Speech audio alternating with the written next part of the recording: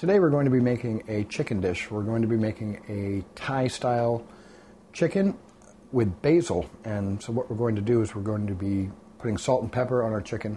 We'll be cutting it into chunks and then we'll be sauteing it.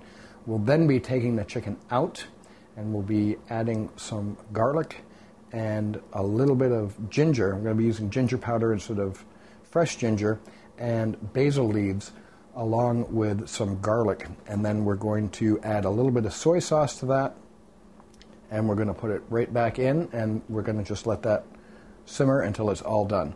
For our rice, we're going to be mixing together some cinnamon along with some powdered ginger and some sugar, and we're going to be toasting our rice, and we'll be adding a veggie stock to that, and we'll be boiling it and then reducing it and then stirring it up again at the end with a little bit of salt and pepper.